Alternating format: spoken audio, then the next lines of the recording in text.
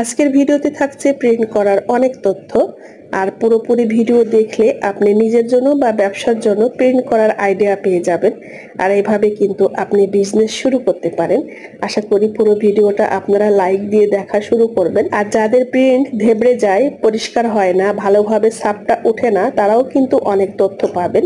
তাছাড়াও আজকের ভিডিওতে থাকছে পাইপিং সেট করার অনেক টিপস। পাইপিং সেট করার পরে উল্টো সাইডটা দেখতে কেমন হয়, এই প্রশ্নগুলো আপনারা যা করেন, তো আশা করছি আজকের ভিডিওতে অনেক কিছু শিখতে পারবেন। আসসালামু আলাইকুম আমার প্রিয় ভিউয়ার্স, আপুরা মামুনিরা সবাই কেমন আছেন?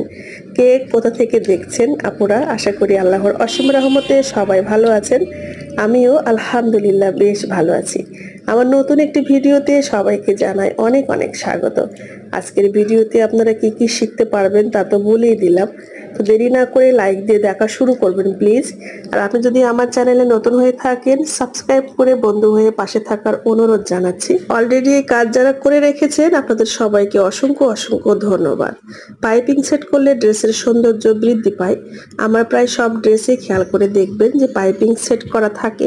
কখনো প্রিন্টের আগে সেট করি, আবার কখনো ড্রেসটা কমপ্লিট হয়ে যখন আসে, সুতার কাজটা কমপ্লিট হয় তারপরে করি। তো এখানে আমি কমলা কালার পাইপিং সেট করছি সেদ্ধ জলপাই কালার বা অলিভ কালারের ওপর। এই কাপড়টা কিন্তু ব্রাইট কটন অলিভ কালারটা।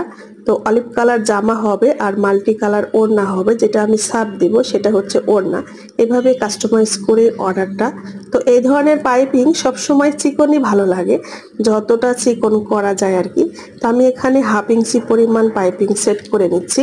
হাতাটা ছিল এক কালার অলিভ কালার, তাই কমলা কালার আমি পাইপিং সেট করেছি। আর এটা হলো জামার নিচের ঝুলে, এখানে কমলা কালার অতিরিক্ত কাপড় লাগিয়েছি, সেখানে হাতের মানে সুতার কাজ হবে।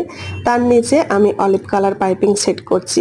1 ইঞ্চি পরিমাণ কাপড় কেটে নিয়েছি, দুই দিকে ভাঁজ দিয়ে সেলাই করার পরে এটা হাফ ইঞ্চি পরিমাণ টিকবে। আর যদি মোটা করতে চান, মোটা পাইপিং না খুব ভালো হয় না, আয়রনের পরে ওটা কুচড়ে কুচড়ে থাকে কাপড়টা। আর এখানে অতিরিক্ত কিছু কাপড় আমি সেট করেছি, মানে বাদ দিয়ে সেট করেছি কমলা কালার। আর সেখানে আমি কাটওয়ার্ক অ্যাপ্লিকটা করব। জামার ঝুলে এভাবে পাইপিং না দিলে দেখতে খালি খালি লাগতো। সৌন্দর্য বৃদ্ধি করার জন্য আমি এখানে পাইপিং সেট করছি। তো নিচে আমি একটুখানি কমলা কালার কাপড় বাদ দিচ্ছি, অল্প একটু, 1 চুল পরিমাণ। সেই কাপড়টা বাদ দিয়ে এই কাপড়টা সেট করছে। তো দেখতে না এখানে নিচে একটা চিকন পাইপিং এর মতো লাগবে। কাছ থেকে দেখলে আপনারা ভালোভাবে বুঝতে পারবেন, আমি দেখাচ্ছি আপনাদের। এই তো আপনারা এখন খেয়াল করুন, কমলা কালার কাপড় আমি একটু ফাঁকা রেখে জলপাই কালার কাপড়টা সেট করেছি। আর নিচে এটা কিন্তু সুন্দর প্লেন হবে, যেহেতু কাপড়টা আমি উপর দিকে ভাঁজ দিয়ে দিয়েছি, এই জন্য নিচে দেখতে পরিষ্কার হবে। আর ওপরে কিন্তু পাইপিং দেওয়ার জন্য দেখতে আরো বেশি গর্জিয়াস লাগবে। এখন আমি কাপড়ে ছাপ দিব। এটা আমার কাস্টমাইজ করা ড্রেস। জামাটা এক কালার হবে আর ওড়নাটা মাল্টি কালার দিয়ে হবে। তো প্রিন্টের পেপারগুলো আমি এখন রেডি করে নিচ্ছি। মানে এভাবে কিন্তু বালতির মধ্যে আমি পেপারগুলো রাখি, এতে পেপারগুলো সুন্দর ভালো থাকে। পেপারগুলোর নাম হচ্ছে ট্রেসিং পেপার। 1 কালার পেপার কিনে আমি হাতে ড্রয়িং করে ডিজাইনের পেপার তৈরি করেছি। আর একটু যদি চাপ লাগে তো এই পেপারগুলো কিন্তু ফেটে যায়। আর কেরোসিন পড়লে না পেপারটা আরো বেশি শক্ত হয়, তাতে আরো বেশি ফেটে যাওয়ার ভয় থাকে। সবগুলো পেপারে কিন্তু কেরোসিন দিয়ে ছাপ দেওয়া হয়। এখানে তো পানি ব্যবহার করা যাবে না, পানি দিলে তো কাগজটা ছিঁড়ে যাবে। আমার প্রত্যেকটা ডিজাইনের পেপারগুলো আমি এভাবে বালতির মধ্যে করে রাখি। আমার এরকম 2-3টা বালতি আছে। আর আমি যখন প্রিন্ট করেছি, প্রিন্ট করার শেষে প্রত্যেকটা পেপারে পরিষ্কার কাপড় দিয়ে মুছে রাখি, কিন্তু এটা মোছা হয়নি। এই পেপারটা এভাবে রেখে দিয়েছি। আসলে এটা চক পাউডার দিয়ে প্রিন্ট হয়েছে, এখন তো আমি চুন দিয়ে নীল দিয়ে প্রিন্ট করব। তো নীল দিয়ে প্রিন্ট করলে চক পাউডারের জন্য প্রিন্টটা হালকা হবে। এই জন্য যখনই প্রিন্ট করা হয় তখন শুকনা কাপড় দিয়ে মুছে রাখলে পেপারটাও ভালো থাকে। আর পরবর্তীতে যে ডিজাইনে প্রিন্ট করা হোক না কেন, চুন দিয়ে বা চক পাউডার দিয়ে, সেই প্রিন্টটাও কিন্তু সুন্দরভাবে বসে। আর যদি আপনার ফোঁটা করা সুন্দর না হয় তখন কিন্তু প্রিন্ট আপনার ভালো হবে না। আপনি চিকন মোটা সুচ দিয়ে যদি 2 রকম সুচ দিয়ে যদি ফোঁটা করেন তাহলে আপনার প্রিন্ট ভালো হবে না। একটা সুচ দিয়েই ফোঁটা করতে হবে। যখন আপনি ডিজাইনটা নর্মাল যে সুচ দিয়ে আমরা সেলাই করি সেই সুচ দিয়েই ফোঁটা করা হয়। আমি ডিজাইন তৈরি আপনাদেরকে দেখাবো, সেই ভিডিওটা আসবে, আর একটু অপেক্ষা করুন। আমার কাছে ভিডিও করা আছে কিন্তু এডিটিং করার সময় পাচ্ছি না। আর প্রচুর গরম, যখন আমি এই ভিডিও শ্যুটটা করেছি এত বেশি গরম ছিল, গরমে কাজ করা খুবই অসম্ভব হয়ে যাচ্ছিল। তো পেপার আমি মুছে নিলাম। এখন এই যে ছাপ দেওয়ার জন্য প্রথমে মোটা একটা কাঁথা হোক বা চাদর হোক, সুতি কোনো কাপড় পাড়তে হবে একটু মোটা টাইপের, যাতে না নড়ে, শক্ত হয়ে পড়ে থাকে। তো এখানে আমি একটা মোটা পুরাতন চাদর পেরে নিয়েছি, যেটাতে আমি সবসময় প্রিন্ট করি। আর এটা হলো চুন বললাম, যেটা চক পাউডার, জিঙ্ক অক্সাইড পাউডার, সেটাও একটুখানি কেরোসিন দিয়ে নিলাম। পরবর্তীতে অবশ্য এটা দরকার লাগেনি, একটু ভিজিয়ে নিয়েছি আর কি। আর এখানে এই যে নীল দিয়ে বেশি কাজ হয়েছে। এগুলো সবই আপনি সুতার দোকানে পেয়ে যাবেন। চক পাউডার বা জিঙ্ক অক্সাইড পাউডার বা গুঁড়া নীল, এটা কিন্তু গুঁড়া নীল। আর এখানে পানি ব্যবহার করা যাবে না, অবশ্যই আপনাকে কেরোসিন ব্যবহার করতে হবে। কেরোসিনের পরিবর্তে ডিজেল কিংবা অন্য কোনো কেমিক্যাল বা তেল যদি ব্যবহার করেন, সেটা কাপড়ে দাগ লেগে যেতে পারে। তবে আমার একজন পরিচিত ভাবি ছিলেন, উনি প্রিন্ট করতেন মেশিনের তেল দিয়ে ছাপ দিতেন। এতে ওনার কোনো সমস্যা হতো না, বলতো যে ভাবি আমি তো দাগ বুঝতে পারি না, আর কেরোসিন ঘাটলে ওনার অ্যালার্জি হয়, আমারও কেরোসিনে অ্যালার্জি হয়। বেশি পরিমাণ প্রিন্ট করলে আমার গা হাত পা চুলকায়, চোখ চুলকায়। কেরোসিনের থেকে কিন্তু মেশিনের তেলটা আরো ব্যয়বহুল। মেশিনের তেলটা দিয়ে প্রিন্ট করলে আমরা যারা ব্যবসা করি আমাদের পড়তা কম হবে। তবে আরেকজন আপু আমাকে একবার কমেন্টে জানিয়েছেন যে আপু আমি মেশিনের তেল দিয়ে ছাপ দিয়েছি, কিন্তু আমার কাপড়ে দাগ লেগে গেছে, সেই দাগটা উঠাতে পারছি না। আসলে আমি কখনো ওটা করিনি, এই জন্য আমি তো বলতেও পারি না। আর কেরোসিন দিয়ে যদি আপনি ছাপ দেন, আপনি ওয়াশ করার পরে এক ফোঁটা গন্ধও থাকবে না, আবার দাগও থাকবে না।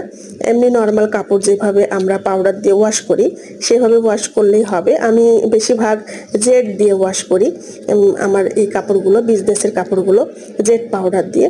জেডের ফ্লেভারটা একটু বেশি ভালো হয়। জেড দিয়ে ওয়াশ করলে যে কেরোসিনটা গন্ধ থাকে সেটা একদম বোঝা যায় না। তাছাড়া হুইল পাউডার দিয়েও কিন্তু ওয়াশ করা যায়, হুইল পাউডার দিয়েও আমি কখনো কখনো ওয়াশ করি। ওনার সাইড দিয়ে আমি পাট দিলাম, আর এখন ছিটানো ফুল দিচ্ছি। আর এমন মিশ্রণটা করে নিতে হবে আপনার খুব বেশি ঘন না, খুব বেশি পাতলাও না। একটা দুইটা ফুল করলে আপনি বুঝতে পারবেন, যদি ধেবড়ে যায় তাহলে একটু কেরোসিনটা পাতলা করে নেবেন, আর যদি বেশি ঘন হয় তখনও আপনি বুঝতে পারবেন। কোনোভাবেও যদি আপনার প্রিন্টটা ভালো না হয়, তখন আপনাকে এই পেপারটা চেঞ্জ করতে হবে। হয়তোবা আপনার ফোঁটা করার সমস্যা আছে, আপনি হয়তোবা খুব চিকন সুচ দিয়ে ফোঁটা করেছেন, কিংবা আপনি যখন সুইটা দিয়ে ফোঁটা করেছেন তখন হয়তো কোনোটা বেশি দেবে গেছে, কোনোটা হয়তো অল্প দেবে গেছে, হয়তো চিকন মোটা ফোঁটা হয়েছে, এই জন্য কিন্তু প্রিন্ট ভালো হয় না। আর ছাপ দেওয়া তো খুবই সহজ, একবার দেখলে যে কেউ ছাপ দিতে পারবে যদি পেপার থাকে। আর এগুলো তো খুবই কমন জিনিস, যেগুলো বাজারে পাওয়া যায়, গুঁড়া নীল, কেরোসিন, এগুলো কিন্তু খুবই কমন জিনিস, সব জায়গাতেই পাওয়া যায়। বাজারে এক ধরনের পেপার পাওয়া যায়, সেটা হলো পলিথিন পেপার, যেটাতে ডিজাইন করা থাকে। সেটা দিয়ে আপনি একটা দুইটা ড্রেস প্রিন্ট করতে পারবেন, সেটা ফোঁটা করাই থাকে। ওটা কিন্তু এমব্রয়ডারির মেশিন দিয়ে ফোঁটা করা থাকে। একটা কিংবা দুইটার বেশি ওটা দিয়ে প্রিন্ট করা যায় না। আমরা যারা ব্যবসা করব, বেশি ড্রেস ছাপাবো, তাদের জন্য কিন্তু এই পেপারটাই লাগবে। তাছাড়া ওই পেপারটা না, পলিথিন পেপার, টানলে বড় হয়ে যায়, এতে ডিজাইন কিন্তু আলাদা হয়ে যায়, আপনি শান্তি পাবেন না ছাপ দিয়ে।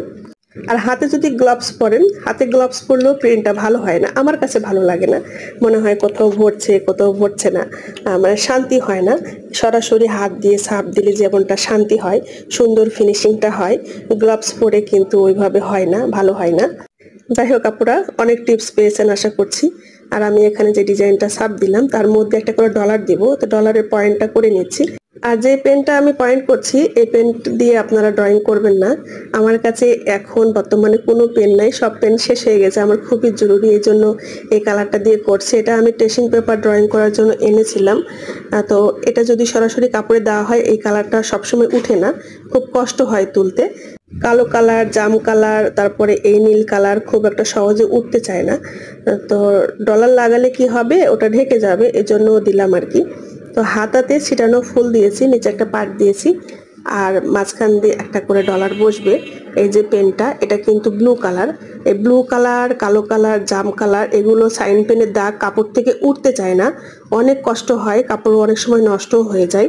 তো আমি উপায় না পেয়ে করছি, আর ডলার লাগালে এই দাগটা একদম ঢেকে যাবে, এই জন্য। লাল কালার কিংবা সবুজ কালার, এই দুইটা কালার দিয়ে ড্রয়িং করলে খুব সহজে উঠে যায়। আর দাগ তোলার জন্য যখন বেশি কড়া দাগ ওঠে তখন লেবু দিলেও ওঠে না, ভিনেগার দিলেও ওঠে না, তবে হেক্সিসল দিলে অনেক সময় দাগ খুব সহজভাবে উঠে যায়। হেক্সিসল আর হচ্ছে ব্লিচিং পাউডারে কিন্তু আবার কাপড় নষ্ট হয়, কাপড়ের রংটাও উঠে যায়, তাই সাবধানে কাজ করা ভালো। দরকার কি এই পেন দিয়ে কাজ করা, সবুজ কিংবা লাল কালার দিয়ে ড্রয়িংটা করে নেবেন। আর এটা কিন্তু জামার নিচে আমি 2 রকম পাড়ের ডিজাইন দিয়েছি আর চিটানো ফুল দিয়েছি। কমপ্লিট হোক তখন দেখাবো ইনশাল্লাহ। এই ড্রেসটাও কিন্তু অনেক বেশি গর্জিয়াস হয়, জামাটা হয় এক কালার আর ওড়নাটা হয় মাল্টি কালার। গত ভিডিওতে আপনারা সুতা এবং কাপড় দেখে অনেকেই অনেক সুন্দর সুন্দর কমেন্ট করেছেন। বেশি কমেন্ট আসছে, আপু কাপড়ের দাম কত, সুতার দাম কত। আপু কাপড় এবং সুতার দাম জানার জন্য আপনাকে হোয়াটসঅ্যাপে মেসেজ করতে হবে। আপনি আরও প্রশ্ন থাকলে সেটাও মেসেজ করে রাখতে পারেন। ফোন না দিলে মেসেজ দিলে বেশি ভালো হয়, হয়তোবা একটু দেরি হয় রিপ্লাই করতে, একটু সময় ধরে থাকুন আপু, রিপ্লাই সবাইকেই করা হয়। একজন আপু বলেছেন, আপু আপনি তো ইনবক্সে আসেন না। ইনবক্সে আমি যাই আপু, আমাকে মেসেজ করে উত্তর পাইনি এমন কেউ নেই, হয়তো বা একটু দেরি হয়, কিন্তু সবাইকে উত্তর দেওয়া হয়। বুঝতেই পারছেন, প্রথমে তো আমি হাউস ওয়াইফ, তারপরে বিজনেস করি, সবকিছু একা হাতে সামলাতে গেলে একটু সময় লাগে আপু। আমার জায়গায় আপনি নিজেকে দাঁড় করিয়ে রাখুন, আপনারও সময় লাগবে। তারপরেও চেষ্টা করি অ্যান্সার দেওয়ার। বেশিরভাগ রিপ্লাই করে আমার বড় ছেলে মারুফ। আর আমি কিন্তু চেক করি আপু, আমি প্রত্যেকটা মেসেজ চেক করি। ও রিপ্লাই করার পরেও আমি চেক করি যে সারাদিন আমার কি কি মেসেজ এসেছে, কোনোটা দেওয়া হয়েছে কি হয়নি। তবে অনেকে আছেন মেসেঞ্জার হোয়াটসঅ্যাপে কিন্তু না এক প্রশ্ন বারবার করেন, যেটা ভিডিওতে বলে দেওয়া হয় সেটা করেছেন, আবার দেখি এক প্রশ্ন করেছেন সেটা রিপ্লাই করা হয়েছে, উনি আবার সেম প্রশ্ন করেন, এরকমও কিন্তু হয়। তখন একটু এড়িয়ে যাওয়ার চেষ্টা করি আর কি, বুঝতে পারি যে ইনি আমাকে বিরক্ত করার জন্য, সময় নষ্ট করার জন্য এসেছেন। আমার কিন্তু প্রিন্ট করা শেষ, এখন পেপারগুলো আমি সব মুছে তুলে রাখছি, মুছিনি কারণ এই নীল দিয়েই কালকে আবার প্রিন্ট হবে, এজন্য আর মুছলাম না। আর আমার কিন্তু আজকে দুপুরে রান্না বান্না কিছুই হয়নি, সকাল থেকেই বিজনেসের কাজ নিয়ে ব্যস্ত, এখন রান্না করব, তারপর আবার বাজারে ঢুকবো। আর বিকালে কি হচ্ছে, প্রতিদিন বৃষ্টি হচ্ছে আমাদের এখানে, তো বিকালে বের হওয়া হচ্ছে না, দুপুরের মধ্যেই বাইরের কাজ সেরে সারতে হচ্ছে। আর একটুখানি স্যাম্পলও তুলতে হবে, যে বোনটাকে দিব ওকে একটু ম্যাচিংটা বুঝিয়ে দিতে হবে, ও আসবে না, কাপড়টা ওর হাজবেন্ড নিয়ে যাবে। তো ভাবছি একটু যদি স্যাম্পল তুলে দিই তাহলে আমি নিশ্চিন্তে থাকতে পারবো, আর ওও আমার স্যাম্পল অনুযায়ী কাজটা করবে। এটা কিন্তু অনেক দিন আগের অর্ডার, আসলে কাপড় কোয়ালিটির জন্য না ড্রেস বানাতে অনেক বেশি দেরি হয়ে যায়, সব কাপড় সব সময় পাওয়া যায় না। এই যে পেপারটা আবার সুন্দর করে গুছিয়ে রেখে দিলাম, এটা অনেক উঁচু জায়গায় উঠিয়ে রাখবো, এক ফোঁটা পানি যাতে না পড়ে। আর এখন একটুখানি স্যাম্পল তুলে কাপড়গুলো ম্যাচিং করে বেঁধে রাখবো। আর এখান থেকে ব্লগ ভিডিও শেষ করে দিই, সবাই ভালো থাকবেন। আর আজকের ভিডিওটা কেমন লাগলো কমেন্ট করে জানাবেন। সময় স্বল্পতার জন্য আজকে আর সেলাইয়ের ভিডিওটা দিলাম না আপুরা, সবাই ভালো থাকেন, দেখা হবে নেক্সট ভিডিওতে। আল্লাহ হাফেজ, আসসালামু আলাইকুম।